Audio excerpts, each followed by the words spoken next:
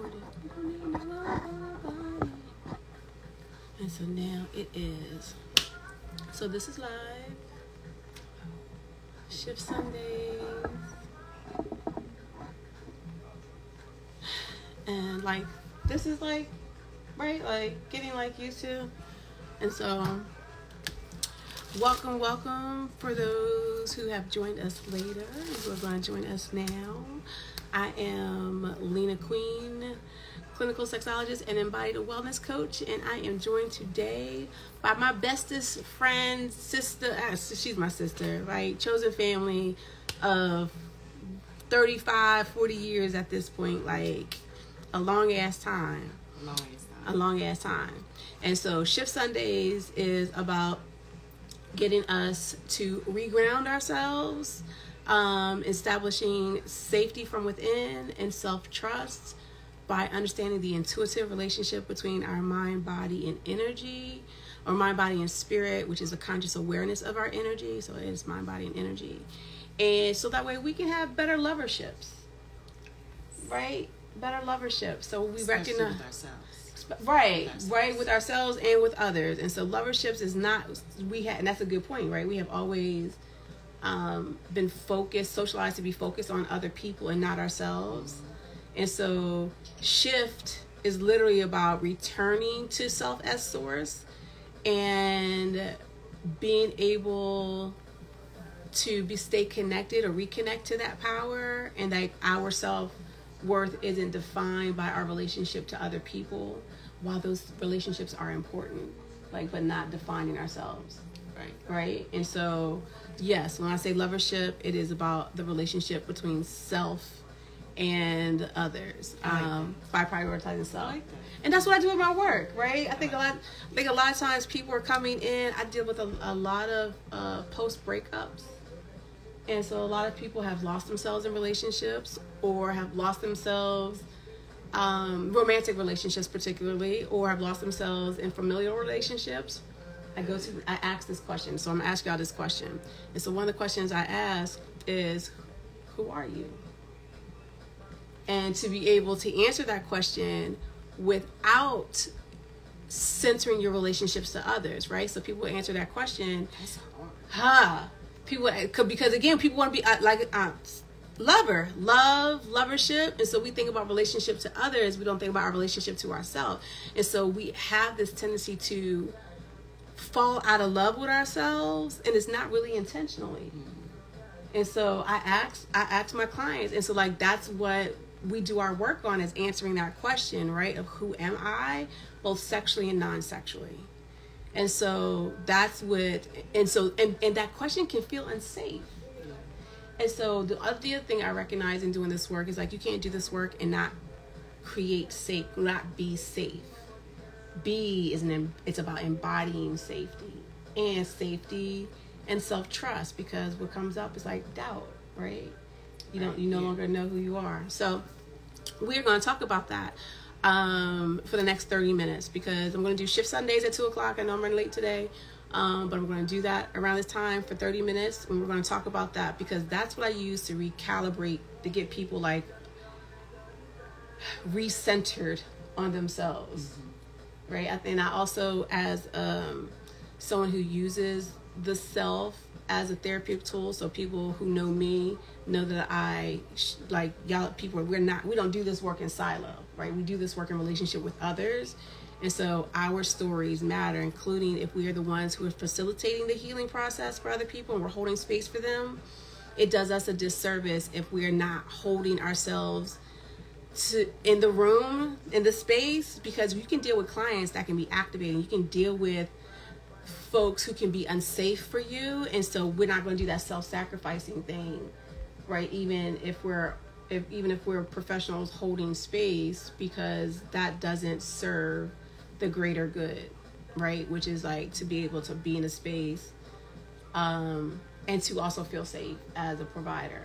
Right? Feel safe. I don't care if you're a coach, a doula, a mother, if you're holding space for someone, if you're being emotionally present for someone, acknowledging and honoring their vulnerabilities, and you're not honoring those things for yourself, that's going to be unsafe. And then when we talk about having a good sex life, then we get into that part of pleasing my partner without pleasing me. And so you see how that stuff connects? Yeah. And so that's what comes up for you. Like I gave a broad.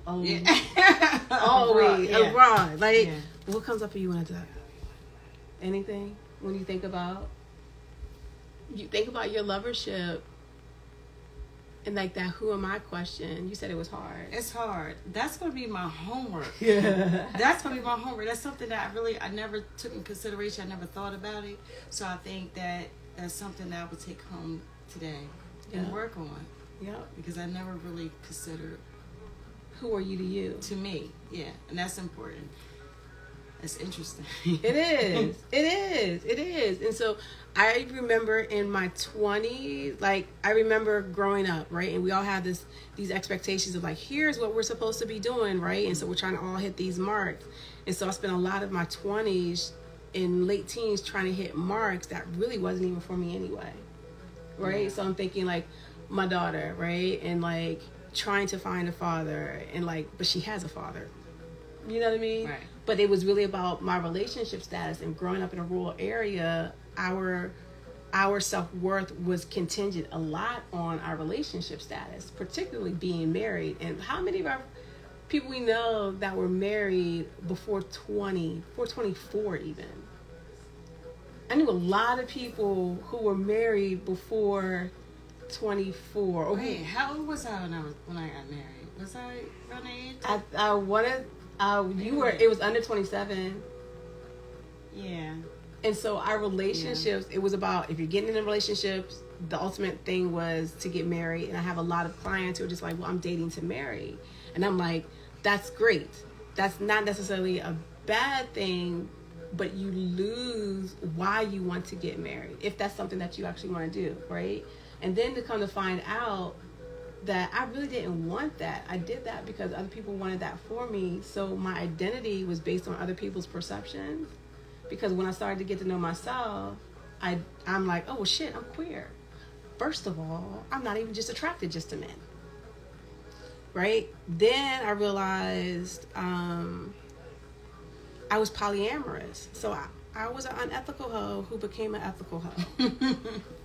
Right? Like, I was out there not because I was dating regardless of other people's relationship status, not because it was a sense of self-worth, but because my values actually was like, I don't want to be in a relationship I felt was constricting. For other people, it may not be, but for me, part of my self-discovery was like, oh, I'm polyamorous. Right? I didn't have the language for it, and so I wasn't being ethical about how I was dating, right? And so like, until I was like, wait a minute, it doesn't serve me, right? And so we go, but that who am I question, when we are trying to figure out the type of lover that we want beyond just having great sex. I've had great sex in my time, but lots of times it was more for them and not me. Right. And so like part of That's being why I got married. For him, not me. I didn't. Right? Yeah. Right? Yeah, I didn't really, at that time, I didn't want to get married. But I said yes for him and not for me. Because how embarrassing is that? Somebody proposes and then you say no. But, I mean, I loved him. At that time, I wasn't in love, but I loved him. We had been together for, 12, 13 years before we got married? Yeah. But, again, it wasn't for me. Right. Not at that time. Right. And so, for me, that comes up like our decision making, right? And how often are we making decision making and we're holding the other person, we're holding so much for the other person and not for ourselves. And I always think about, again, how we're socialized, right? We're socialized to give even if it's inconvenient for ourselves, and that is considered selflessness and not actually self-harming. And so I think about sharing, right? And we teach kids, you should share, and we teach kids to share even if they don't want to. That's just coercive as fuck, right? And so we end up taking those lessons into I'm talking about romantic and sexual relationships, And so we end up sharing parts of ourselves that we don't want to. And so a lot of our relationships have a tendency, instead of being pleasurable, don't become pleasurable. And there's this difference between pleasure and satisfaction people don't even think about. Like, I remember it, like, in my dissertation work, talked to my chair, and she was like, pleasure and satisfaction were the same things. And I was like, no. It's not. No. It's not the same thing. And so just being able to talk about pleasure from this sense of elatedness, and then satisfaction from this place of contentment. And those are two different experiences. Mm-hmm. And so pleasure and satisfaction are two different experiences, which I actually talk about in my book, the book version available, Healing the Erotic Self, is like, we don't even know that pleasure and satisfaction are two different things. And so we end up being satisfied in our relationships without experiencing any pleasure. And then people are wondering why their sex lives aren't good. Not saying looking at you, but I'm just saying like, and even with these baby faces, like, we're over 45. I think that's also to be clear too, is like, there's things we learned in our 20s, and I just turned 50 this past September. And so I think there's also something too generationally when I see people having conversations about sex and relationships, and they're having good conversations. I think some of the conversations that we have on social media are incomplete conversations. And so it's really important to recognize that you may be having an incomplete conversation, which is why this connection to wholeness feels not whole. Mind, body, spirit being the conscious awareness of your energy, and what is your relationship to pleasure, sexually and non-sexually. And so, like, it fucks people up when I'm like, yes, who are you? Because now you have to answer that question from that space, right? I can't answer that right now. Yeah, you don't have to. No pressure. No pressure. No pressure. I No can't. pressure. I can't. No pressure. That's some shit to think about. You can keep going back to and it. It'll probably make me really emotional, you know. Cause and it's it like, does. You know, I know, if you ask me, like, who am I to others, I could be like, boom, boom, boom, boom, boom. Yes. But to myself, that shit hit different. It does. It does. And because it touches a certain vulnerability, right, in emotional closeness and emotional closeness, safety, right? Brene Brown, which is a well-known social work researcher, talks about vulnerability being the ability to be seen, to be heard, and to have the hard conversations. And so that's about emotional closeness. That's about safety. That's about self-trust and connection, right? And then you think, I love Bell Hooks' definition of love, and she uses M. Scott Peck's definition. Well, it's not her definition, but the definition she uses, love is the ability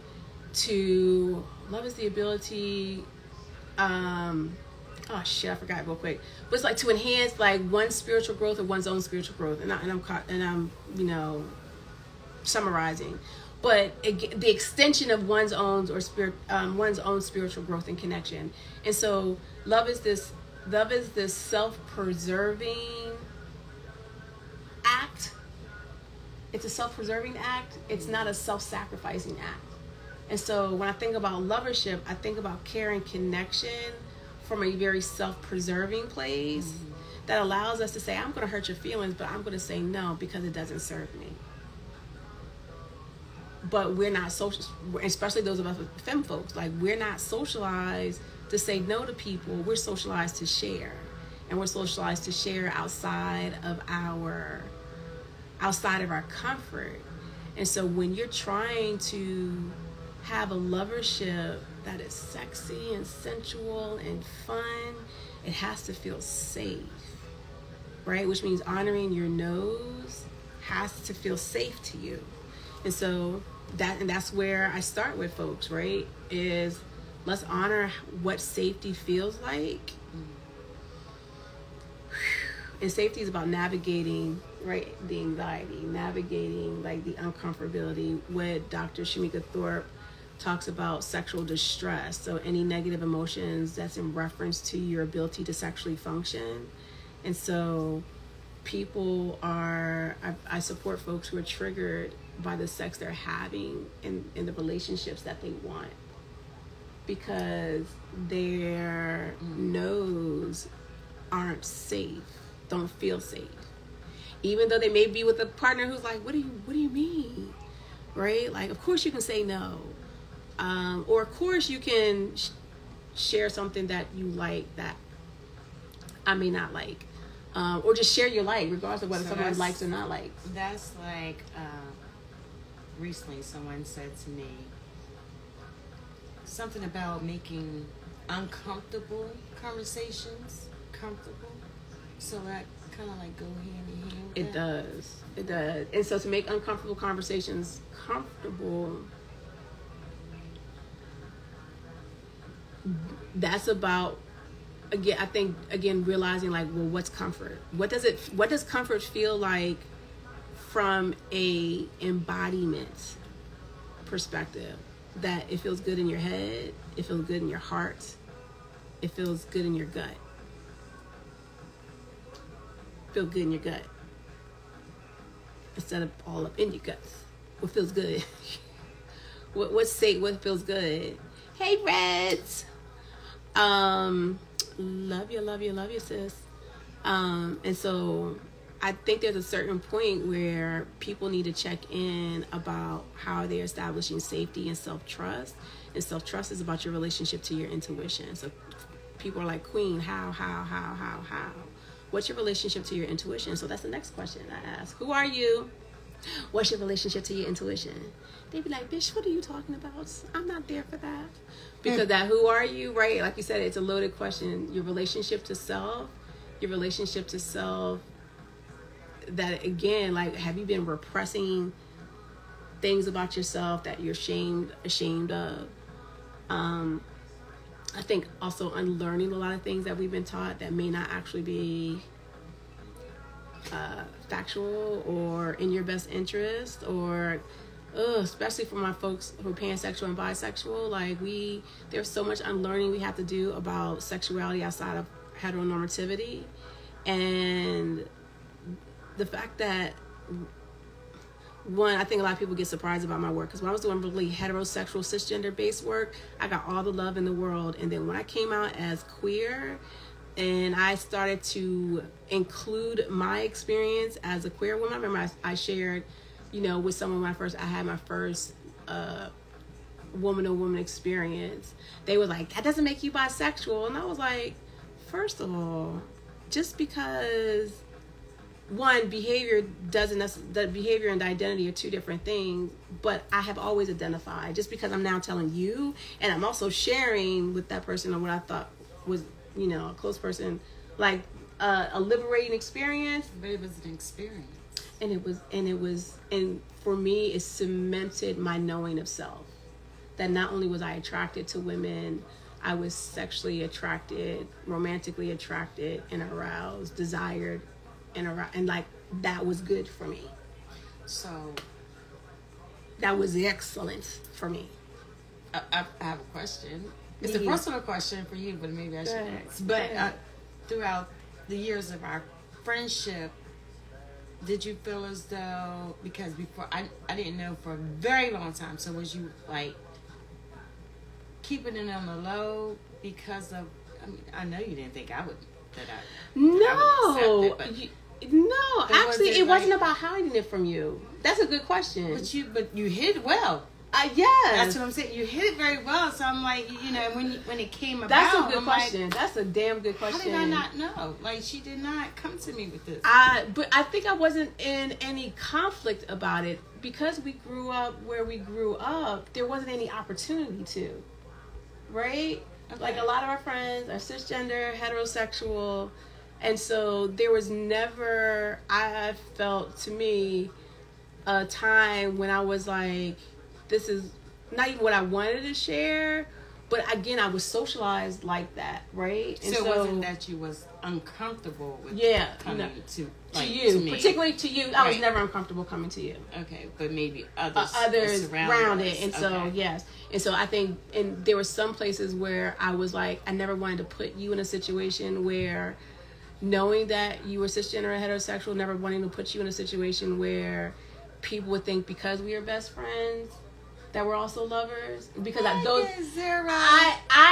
know you give zero fucks, and those rumors still persisted. They do. But I never. That was just never it. Like, I was surviving. I was a mother. I'm trying to figure out these degrees. I'm trying to figure out these bills. I'm trying to figure out, like, my own self. So my sexuality journey, like, literally took a back burner. And it wasn't until all those other things was stable that I actually had space and capacity, like the mental and emotional space, to explore this part of myself. And by then, I'm in my late 30s, early 40s. Right? And so, like, my young adulthood years, my maturing adulthood years, I'm out here trying to survive for me and my baby girl. And so being able to explore sex and attraction in that way, I didn't. I just went with easy. I'm sorry, but men, y'all are easy. Y'all were easy. It was easy. It was. It was easy. But easy doesn't always mean good or right, but it was easy. So no, I think that was a good question. But no, it wasn't about safety or not trusting that part of myself with you. It literally was, I got other shit to deal with. Yeah. And like other shit to worry about. And so I had a good sense of self. I explored those actually in my heterosexual relationships, because bisexuality in women is attractive to men. And so, right, unless it's only attractive to men, cisgender men, heterosexual, as long as it benefits them. Absolutely. And so once I stopped, once it was like, no, this is not, my pleasure is not for you. Yeah. Then it was like, all right, I need to make a larger conversation, have a larger statement about this. And so it just came hand in hand with the work that I did and who I was after ending a very long, significant relationship, to be like, yeah, I'm not doing it from that place anymore where I'm centering a man's anything. It was about really centering myself. And that's when I came out. My daughter knew, but like, well, Of course, yeah. But I also think too, there was a point where I was actually more closed-minded, and she kind of reminded me of how open I was. Just her conversations and generationally, listen to the babies, right? Because they always teach us. Mm-hmm. Red shares, yep, it was never at the forefront, had so many other things to think about than my sexuality, my sex, or how I showed up in the world. I was focused on working to provide for myself so I didn't have to go back. Yep.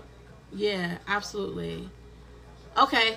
Thank you for being here. Absolutely. Are you okay with posting this? Yes. Are you sure? Okay. Well, because you share personally about yourself, so this is a live that. Okay. Thank you for your permission. I appreciate it. And so, but yeah, and I think that's the one thing that you see about the larger conversations, particularly among Black women, about being true to who we are when it comes to our sexual pleasure, about how we want to date, about how we want to form our relationships. And so it no longer becomes a conversation just about being married, as in this traditional sense. It's also a conversation about, well, what type of relationship do we want? And marriage contextually doesn't mean what it used to mean to our mothers and our grandmothers and our great-grandmothers. It's really different. Right? Yeah, it's different. And so, and I do know there's some women who, by the age of like your early 30s, mid 30s, are like, well, why aren't I? And so I always talk about the default societal sexual expectations that really come from people who did not think about us, or right. You think about a male-centered like environment that we're in. You think about capitalism and colonialism, how women were considered commodities. And let's not talk about black women in our ancestry and how, particularly black women, African American women particularly, or any woman of African descent whose ancestors were enslaved. And so how our embodiment, how our sexual selves, that was taken away from us and so like historically what that actually means. And so I also teach people like you have to connect the dots, because a lot of times you want to talk about breaking generational traumas and breaking generational things, like consider curses as trauma, right? Like we have to be able to connect the dots, and so for me to connect the dots about what gave me permission as a dark-skinned black woman to feel sexy regardless of what anybody said, and how they would use slut shaming as a way to keep me disconnected from my sexiness. Like I had to that who am I question, like that was a lot. And so there was a lot of times where I didn't feel worthy. So I'm sorry, I'm trying to get comfortable. Oh, that's okay. So when did you feel more comfortable with yourself, and in the skin that you're in and who you are? At different times. So in my 20s, it was really about I can have sex outside of relationships. Even though, so that was some of my unethical wholeness, right? That was just like, yeah. And then in my 30s, it was more about me connecting to saying no. So in my 30s, the really big healing thing was saying no and being comfortable. So saying no sexually, saying no non-sexually, without the threat of sexual violence or sexual coercion, because I've experienced that in my early years. And then in my 40s, it was about saying yes to what I knew sexually would please me. I knew you was going to say that. I knew it. Because and I witnessed the growth. Right. Yeah, I did. And now in my 50s, went into my 50s, baby, it hit different, right? It's hitting different. Yeah. It's hitting different. I love it. And like for me, and so that's why I also talk about like self-liberation, because we are source. Seeing ourselves as source, and so mind, body, energy, and like understanding how we are just that. Like, yeah, so 30s, 20s, 20s, 30s, and 40s. Oh man, right? It was like it took me a relationship ending to break myself open. And after it was over, I broke apart and finally able to see myself, all the good parts, the bad parts, what the kid in me wanted. Come on now. Good for you, Ray. What the kid in me wanted. Because I think that's the other thing too. Like knowing that the younger you the woman in her needed and what the woman in you needed. Listen, I finally started looking at what I wanted and what was going to take for me to feel safe with me. Yes. Good for you. Yes. Thank you for sharing one. Thank you for being in this space and giving us that blessing. Yes, and yes, and yes. And I thank you, sister friend. Like, I really appreciate that, because that is it, right? Being able to see you. Like, there is something that happens in your life that allows you to see all of you, the good, bad, and the powerful. And to be able to be like, oh, okay. And now you're starting to connect to yourself from this. It is. We talk about second energy center, right? Which is the energy center in your pelvic area, that monitors your digestive glands and all. Well, anyway, I won't get that. But like your second energy center, right? And that energy center of creativity and desirability in your pelvic area. And like a lot of times we think of that layer only, and not all of our. We don't think of all of our layers. And so I always say, like, what's the largest sex organ that we have on our body? What's our largest sex organ, y'all? Largest organ? What's the largest? What is the largest? Largest sex? I have no idea. Can I Google it? Our skin. Right, our skin. And so a lot of times... Okay, Red. Right, Red was like skin. Right, yeah, I did give context. But like, yeah. And so like literally where was I going with that question? Literally like really understanding like all of you and not just a part of you, right? Because you know, there's this conversation about sexual healing, or I would say sexual liberation, but not talking about sexual healing. And when we talk about sexual liberation, we're not talking about the relationship between our yeses and our nos, and we're only talking about one part of ourselves, and that's very much so colonizing, right? Because that's what colonial, that's what oppression does. It only talks about one part of ourselves. It doesn't talk about the whole self. And so being able to have people be like, okay, let's reframe. What is our largest skin organ? Right? What is the largest part of ourselves in which we connect? And like literally it's our skin. And think about your senses, your relationship to taste, touch, smell, hearing, and your sixth sense, right? And how our skin communicates all of that, right? And so when think about that now from your 20s, your 30s, your 40s, right? And if you're going into your 50s or you're there, and then like think about your relationship to pleasure sexually and non-sexually.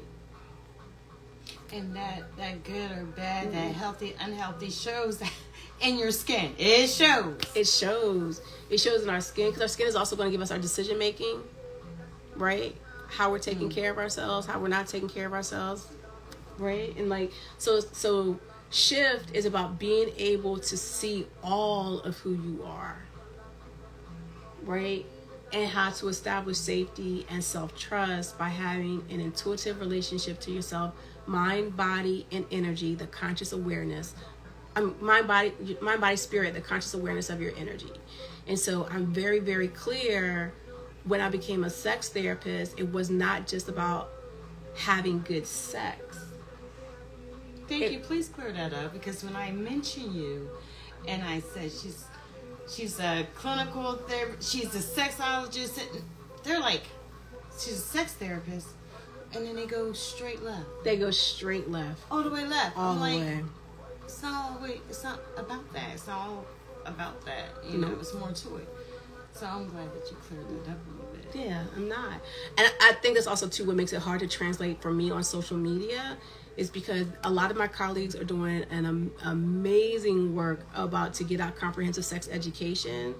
And so I'm mindful to not repeat that. And the work that I come from, the education I come from, is like this somatic sexology, which is about, again, that mind, body, and energy connection.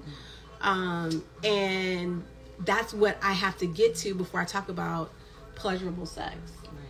Right? Because it's about being experience focused, the whole self, and not just orgasmic focused. A lot of people are like, oh, I remember I had this one sister friend was like, Queen, I can't squirt. Teach me how to squirt. And I was like, and through text, right? I was like, here's where you need to be, right? When you want to get to that place, because a lot of us have the physiological ability to squirt or to ejaculate, but not necessarily have the capability because we are not connected to our bodies in ways that's safe and self-trust. But for some, are you learning how to squirt for yourself, to have that self-pleasure, or just to say that you know how to do it? Or because someone else wants you to do it? Right. And that you're not on this level because you don't know how to squirt. And so tell them they can kiss your ass, like fuck them. Because it really is about being into your body, being into yourself, to allow your body to actually do what it can do, right? Like when I got right with me in my mind first and put my pieces back together, and that's the first one. Yeah. I scared myself. Yeah. Listen, again, being connected with yourself for the sake of self-pleasure, it will come with ease, literally, pun intended. And like, then you will actually like, oh, and then all that other shit that people have been telling you in your earlier years, the shit will start to dissolve, because you'll recognize your body confirms and reaffirms like who you are, connecting with yourself. And so, I know, we see a lot of things that celebrate our sexual selves. May, Masturbation Month. February, Black Sexual Healing Month. March, Sexual Healing Month. August, Erotic Embodiment Month. And so, October, Spirituality Month. And so I'm glad we're starting to see in the Conscious Collective, like a lot of ways in which we're starting to honor how you can feel safe and pleasurable with yourself.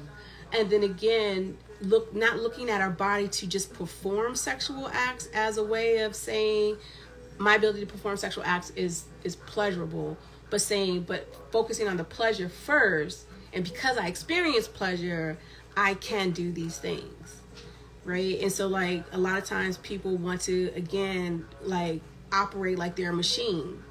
And we've been taught to operate machinery, right? You got grind culture, you got like, all these ways that teach us that we're supposed to have this never-ending source of energy, which is not always true. And so we put pressure on ourselves, and we feel a lot of shame behind not being able to ejaculate or squirt, or come, right? Have orgasms, right? Like not to be able to feel like I'm attracted to this person, so we should have the same type of pleasure. And it's like, y'all are two different people. Why would you put that type of pressure on yourself to experience the same type of pleasure or the intensity of the pleasure that your partner is experiencing, or partners, right? If you have more than one. And so shifting the embodiment of your power is like, hold on, this is what pleases me. And then in your sexual communication, being able to share that confidently. Yeah. Right? And confidently is with safety. As Riz said, she felt safe. Yeah. Yes. Oops, okay. Body felt safe. And so like that's what I want these Shift Sundays to actually be about, is like to have the conversations about how we dissolving self-trust and safety, to have these conversations about our sexual selves and recognizing that there's a relationship between the sexual and the non-sexual, that even though we've been taught to separate them, that it's really time that if they are separated, to integrate them. It's time to bring those things together, right? It's time to bring those things together. And so the resources that I'm sharing moving forward is about how can you bring your internal resources together, right? Mind, body, and spirit, the conscious awareness of your energy, using your energy centers and using the energy of yourself and seeing yourself as source sexually and non-sexually. And then gaining the skills, the sexual communication, the sexual confidence, right? That you would like to have, so that way you have an immensely pleasurable relationship with yourself and with others. But it's about centering yourself. And selfishness is not selfish. It's really self-preservation. And so some people are not going to like the changes that you do within yourself when you start to say like, I do that because you like it, but I don't get anything out of it. Or here's what I would like to get out of it, right? I dated someone who, right, didn't like cunnilingus. And it's like, what do you mean? And so like, how do you communicate those things, right? About pleasurably what you would like to experience when there's some conflict. And then also too, being in relationships that you're not settling. So satisfaction versus pleasure, right? I'm satisfied with this person. And I'm not, Lord knows, I'm not telling people go out there and break up with folks. But to be able to say like, this is where the work shows up of like going deeper and having pleasurable, safe relationships. And that requires having hard conversations. People can't get to a place where it's so good, but it takes a lot of work. When I was in Dominican Republic, like it was a mirror everywhere I went. It was a mirror reflecting me right back at me. And so I could not hide. I wasn't ready to have these conversations because I was still hiding. Y'all saw, right? I was still hiding behind so much. And so like, you get to a place where you're going to live courageously. I know we're like, be delusional. One, that's ableist. And two, that doesn't serve you, right? What if you just live courageously, right? And be scared and do it anyway. And I like Hebrews 1:11, like faith, right? The faith is the assurance of things not seen, the hope of things to come. And so being able to activate your faith and your ability to gain your capacity, to understand your desirability, to work through your capability, right? So, and I'm going to talk about those things more. But I was like, let me get specific. Let me get I'm talking about having great sex lives, y'all. I'm talking about all the things that you want to, but from this place of recognizing we haven't always had the platform to do it. And so what does safety look like? What does self-trust look like? And developing the lovership that you want, right? Sexually and non-sexually, with yourself and with other people. And so that's what this work is about. That's what these conversations are about. And I am going to have folks like my best friend here, RoLaw, whose poetry book, 33 Thoughts on Paper, will be out soon. And you cover intimacy, relationships, fuckboy situations, reclaiming your power, like dissolving, anxiety. Anything else you want to say about your 33 thoughts on paper? So that, and then, all year long, I'll be inviting people to have conversations with me and shift, right? So that way, yes, of all genders, right? So recognizing this is a queer, inclusive, trans inclusive platform. And so if you're expecting just some cis heteronormative stuff, this is not that work for you. This is for all of us. When I talk about Black liberation, particularly, and Black sexual liberation, I am centering queer and trans folks, right? While I was socialized and brought up heterosexual and cisgender, I identify as a queer, agender person. And so be mindful of that also as well when you share my work, when you participate in the spaces that I am in, that's what this space is. And for those who are not Black or of African American descent, you are invited into these spaces, but you have to check your anti-Blackness. You have to check race and racism. You have to understand your privilege, right? The work that people have said they've been doing with Black Lives Matter movement and the murder of George Floyd, this is where the application process shows up. That's what this space is. And so it's an integrative space. It's a healing justice space. It's a liberating space. And so as I'm facilitating that space, this is what's expected of the people who want to be part of that. Because it has to be safe. And that's what safety is to me. And so that's really it. That's what I have. I want to encourage you to look at my links or sistersexologist.com, where I have the healing resources, Healing Your Erotic Self. That's a healing guide and self-reflection journal that is available by ebook now and will be available by print before this month is out. Also Shift, a self-liberation practice, which is my social emotional learning framework to teach people how to develop safety from within and self-trust. That is a free resource that is available now. And then also Healing Your Erotic Energy, which is a guided meditation hypnosis that is going to help you dissolve your sexual anxiety and improve your sexual confidence. And so those resources are available. And then next year, I'll continue to talk about these resources. I'm going to do a beta group for my life coaching program, Healing the Erotic Energy. So stay tuned for that. Because I definitely we're here, right? 2024, we know that the world is on fire. We know that there are things that are actually going on beyond our control. And so we're going to focus on our locus of control, which is to develop happy, healthy, pleasurable relationships with ourselves and with others. And that's what we're going to do. So until next time. And if you have any comments about what topics you would like for me to talk about, please let me know. And we'll just see you on the other side. Peace and love.